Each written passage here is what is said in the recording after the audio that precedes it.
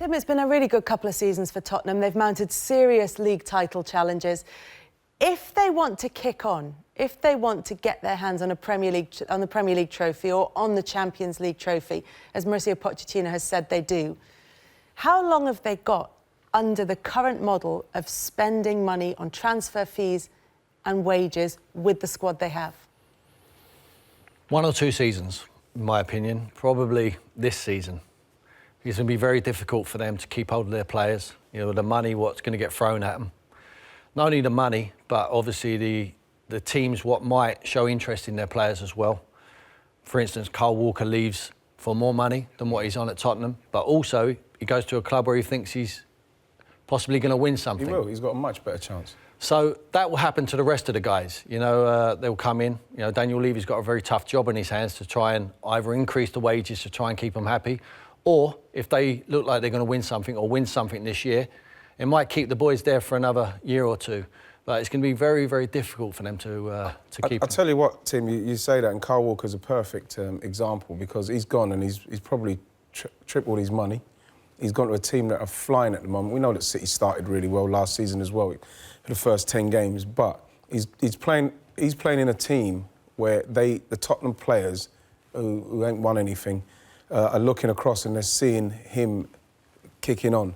And so I think what will happen with Spurs, they'll see how it goes this season, the players. Obviously, they've got a new stadium to go into, which is going to be very exciting for them. But I still believe that if they're not going to start paying the monies, you know, we're seeing Dele at the moment. Dele's probably going to get a new agent and a super agent. Super agents don't mess around. If Dele goes there, at some stage he's going to one of the big boys. They're not going to sign someone like Dele up and wait for 6 years for him to get that move. And I think that's the problem that Tottenham have. Now I'm hearing that Dele's getting another new deal. You know, it still doesn't take him and Harry Kane into anywhere near what players in the Premier League are getting. So I think it's a massive problem for Spurs. Should they be worried about that change of agent? Yeah, I think that over the years, the chairman of English football clubs have built up a relationship with English agents. I think now the influx of foreign agents, super agents, will make it very difficult. They haven't got that relationship. The foreign agents will work for the player and not for the football club, and they will start pushing them to the highest bidder. And as we said previously, not just to the highest bidder money-wise, but also to very attractive clubs, both home and abroad, where they think they might further their careers. And the players aren't puppets in this. I mean, it's a decision that they have to take as well. Yeah.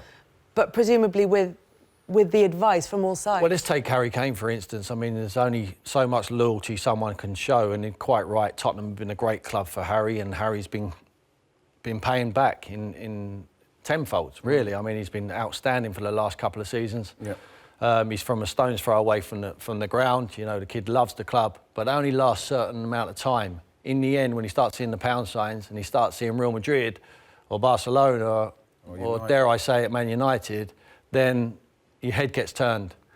But the only way they can keep him is to win something this year. And that something might not be the Carabao Cup. It might have to be the league, you know, or the FA Cup. What they don't want to do, Kels, is get Harry Kane in a position where he's got no choice but to kick on simply because that's what he wants to do. We've seen him do interviews where he said, I want to win. I want to be playing in the Champions League regularly. I want to be winning those. I want to win Ballon d'Ors. A very ambitious player. And if Daniel Levy is not going to start to throw the kind of money their way, and I don't want it to just all seem about money, but that does massively help. Is it about value rather than money, if that makes sense? Is it a way of clubs showing that they're placing the same value on their players as maybe another club would be? I think that, and the fact that, you know, when you've got someone like Harry Kane who's at 2 golden boots in 3 years and he's still probably 120 grand, 150 grand behind somebody, that just don't add up. It don't add up. It doesn't make sense. And if I was in his shoes, that, you know, yes, I'm going to be loyal to Spurs right now, but you cannot tell me that people are not in his ear roll. He's probably under pressure all the time, Tim, simply because of what he is capable of earning right now, right this minute. We should point out that Spurs and their activity in the transfer window doesn't add up with the relative success that they've had. And I know they haven't won the Premier League title, but they were two serious. £20 million net spend compared to 450 million nearly from Manchester City. Now, look, we're dealing with a very different animal there. But if you look at another club that pride themselves on being run financially carefully, Arsenal, they're up to nearly £200 million net spend, and their players complain, their fans complain that they don't spend big money on transfers. No, but the other 4 clubs have won trophies. It's the only thing I could say, and their fans would point to the fact that Tottenham would say, well, we might be bottom of that chart, but we're also not got any trophies. So, and also the other teams have not brought anyone through their academy. You know, Tottenham have produced a lot of players through their academy. Over the last 3 years, they've sold £80 million worth of talent through their academy. So that helps. Is that sustainable? It's a model what they like, and I admire it. But to continue it is a very tough ask.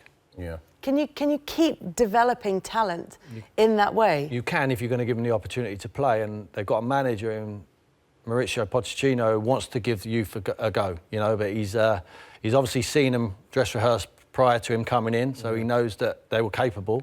To give them a cold start when you haven't seen them perform in the Premier League before is another test. Risk, but hopefully he continues it, because it's got a great setup there, good club, great model, and let's just fingers crossed that they win something and they'll be able to keep their top talent. When you talk about Pochettino, how important is he and his relationship with the players in terms of... I mean, look, Spurs aren't in any kind of crisis. This is just about working out where they go from here. But the significance of him... No, it's key, because you going in there every day, you've got a great working environment, you've got a wonderful training ground, you've got a new ground on the horizon. Everything looks great there. The only thing is missing is success at the moment, relative success. You have to admit they've done brilliantly over the last couple of seasons to get as close as they've been to challenge for the title. But they need to get over that line. They need to start winning something. And the players are in the game not only for money, there's no bones about it, but to win stuff and have the medals and put it in pride of place in their houses. At the moment, they've got nothing to show, only pats on the back, which is great. But that only takes you so far. They need to get over the line. They'll probably really love the manager, and you know what I mean. They'll want to do everything they can for him, and he will understand as well, because he's a player himself, and he probably, like everybody, you want to do the best you can and achieve as much as you can. He himself will know, as he's sitting, that something has to be done with that situation, because there's only so much loyalty you can show to a manager that you love. He's been in the arena. He knows it. He's lived their life. But not only the players have they got to worry about leaving the football club, also the manager. Manager as well. Also the manager. So it is a difficult time, but a great time and a great problem to have, because no one wants your players and no one wants your manager if you're not successful. They've done very well, but that's what you've got to pay the price. Yeah, there's rich pickings there. And that's why it's up to Daniel Levy to sort it out, because there are rich pickings there. When you talk about the training facilities, the fact that they're going into this new stadium, which may or may not be a blessing for them, depending on how they get on at Wembley, but then they're going to have to make another change, another adjustment. But with the spend that comes with that, can they afford to start paying out the same wages as everyone else? Very difficult. Very, very difficult. But one of them might have to go. I mean, there's inflated prices here. We're talking about Kyle Walker's an inflated price, but from what I've seen this season, and I guarantee you'll continue to see it, Man City will think that's money well spent. And to sign the likes of Danny Rose, who I think is the best left-back in the country, and someone like Manchester United are crying out for that sort of player, they would pay premium money for that, and I would recommend they do. Harry Kane, if you put him up for 100 million tomorrow, there'd be a queue around the block for him. So these are top players. Alderweireld not signed a new contract. Best centre-half in the country last season. Dele Alli. Dele Alli could be at Barcelona any minute. If he was up for sale, he'd be gone. So, unfortunately, one or two of them, if the money's tight, might have to leave.